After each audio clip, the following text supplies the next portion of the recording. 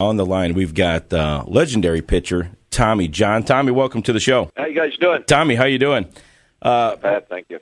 Before we get started, I want to remind the listeners of your brilliant career. Me and you talked a couple weeks ago in Chicago there, and you can feel free to jump in anytime. But signed by the Cleveland Indians originally in 1961, made your debut in 1963. And then in 65, traded to the White Sox. Now, of course, here we are in the Chicagoland area, so a lot of Sox fans listening remember you from back then. And that's really when your career kind of kick-started that first year with the White Sox going 14-7. Well, it did. I was fortunate that I pitched a couple good games when I was at Cleveland against the White Sox. And under the savvy eye of Ray Barris, the pitching coach, and Al Lopez, the manager, Ray came in after the one start. I threw the ball pretty good, but I gave up. In fact, I gave up a home run to Al Weiss, which is I think Al may have gotten 3 his entire career, and he got 1 off me. But anyhow, he said he told Al, he said, hey, that kid throws the ball good when he gets his arm in the right slot. If you got a chance to get him in a trade, get him as a throw-in. So that winter, Cleveland was trying to reacquire Rocky Colavito, and they made a 3-way trade with Kansas City. Kansas City got Hirschberger, Landis, and Freddie Talbot, and White Sox got Colavito. And then the White Sox then bundled Colavito and Camilo Carrion to Cleveland. They got Honey Bear Romano, Tommy Agee, and myself. And I remember going down to spring training, and Ray just constantly, the one thing that he pounded in my head is, if you're going to throw the baseball, and just play catch, you throw it properly. Don't throw... don't throw the ball haphazardly and whatever, because all you're doing is practicing bad habits. So every time we'd go out and play catch in the outfield, we'd throw the ball properly, and all of a sudden I started figuring out what I had to do, and the ball started to sink.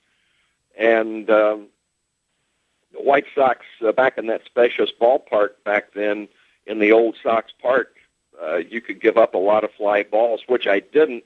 But if I did get the ball up, most of them stayed in the ballpark, and I had a pretty good start on, like you said, 14-7, and then I think the next year I was like 14-11 under Eddie Stanky, and we never scored a lot of runs. That was the thing. We never scored a lot of runs, but we had pitching speed and defense, and we were in most ball games. Well, and you had a nice 7-year career with the White Sox, and I don't know if people remember, but you won 82 ball games in 7 years. Hell, the Sox would love to have a pitcher now that averaged 13, 14 wins a season. That'd be about $5 million a year, I think. Yeah, that's exactly right. After that, you traded to the Dodgers, spent the next 6 years with the Dodgers. Of course, in 73, 16-7, great year there. In 74, maybe one of your best starts of your career, 13-3, 2.59 ERA. And then, of course, your injury. You want to talk about your injury a little bit, which is now the world-famous Tommy John surgery. Well, I was on cruise control. If I pitched a bad ball game, the offense would go out and score a bunch of runs for me, and if they didn't score any runs, I pitched lights out baseball, and it was just one of those years that everything I did was right, and it was in July, right before the All-Star break. I had 2 more starts before the All-Star break, and I had Montreal and the Phillies, and I beat both ball clubs fairly well. And so I could have been 15-3 at All-Star break, but, not to get ahead of myself, but I threw one pitch in like the 3rd inning or so, 4th inning, and all of it, I felt this searing pain in my elbow that, I've had elbow pain before, but not like this.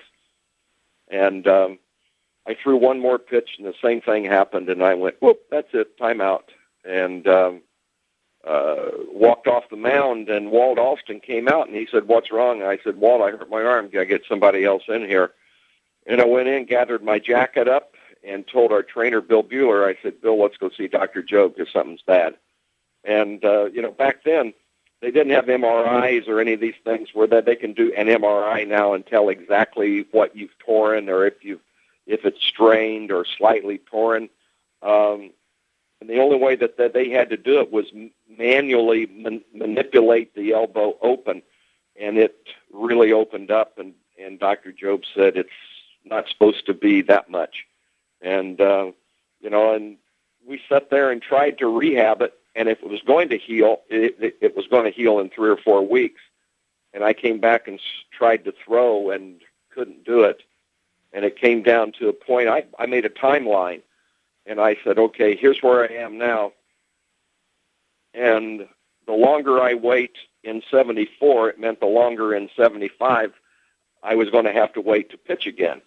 And I ended up having the surgery September 25th, 1974, and little did I know that it would take a year to rehabilitate and get back out on the mound. And 1 year, 1 day after surgery, I pitched in my first ball game.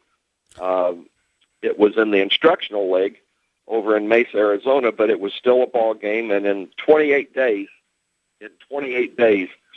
I pitched seven. I had 7 starts. So if you do the math, that's once every 4 days, and that's what we did back then. You pitch once every 4 days, and let's go. And after those 28 days, I shut it down and came back in 76. And the thing that I'm most proud of the surgery, I was the first one that had it and all that stuff. But when I started pitching again in the big leagues in 76 until I retired in 1989, I never missed a start. 13 years, and I never missed a start because of my elbow.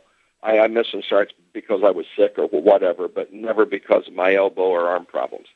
Was there any ever, you guys didn't know what the rehab was going to be back then. Was there any pressure from the Dodgers, to get back on the playing field? I mean, did you have, anyone tell you, hey, this, how long is this process going to be? And because we know there was a contract dispute, obviously, with the Dodgers at one time as well.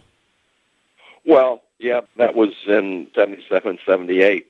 It was funny. It was, the Dodgers were pretty good at just, in fact, they listened to Dr. Jobe. The ball club never put any pressure on Dr. Jobe or myself to get me back out on the field. And I had had elbow surgery by Dr. Jobe in 1972, and I knew that it was going to take time to heal, and I was going to have to get over the hump mentally to be able to pitch. And Dr. Jobe felt the same way, that it was, in due time, I'll be back out on the mound throwing the ball. I tried to get a 2-year contract. This is funny. Tried to get a 2-year contract for the 77 season because I wanted a 2-year contract 77, 78. And the Dodgers balked. And finally, they relented and gave me a 2-year contract, and it was about, halfway through the season, 3/4 of the way through the season, and then all of a sudden the season's over. Now I'm on the last year of a 2-year contract, and that's when I wanted a 3-year contract at the start of the 79 season to run 79, 80, 81, and the Dodgers balked, and Al Campanis didn't think 3 years was that it was a good gamble because he said your arm could come apart again. And in fact, how many orthopedic surgeons do you know would go into the general manager, the owner, and whatever, and go to bat for his patient? And that's what he did. He went in and said, the chances of Tommy John hurting his arm again are the same as any other guy out there on the mound. If that arm was going to go, it was going to go early in the process. The longer you go without having any problems, the less chance you have of it being hurt.